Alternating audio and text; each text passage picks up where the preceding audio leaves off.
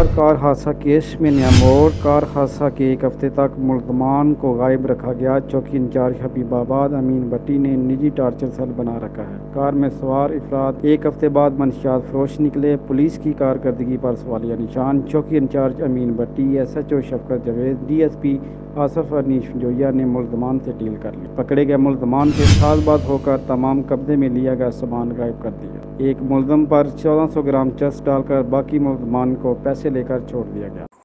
DPO Imran Kishwar ने वाक़ये का notice ले लिया। उन्होंने क्राइम रिपोर्टर पाक एशिया से टेलीफोनिक गुफ्तगू करते हुए बताया कि जितने भी एहलकार इसमें मुलव्वस हैं उनके खिलाफ सख्त से सख्त कार्रवाई की जाएगी। क्राइम रिपोर्टर वसीम अहमद, पाक Asia web TV channel, Habibabad, Pattoki.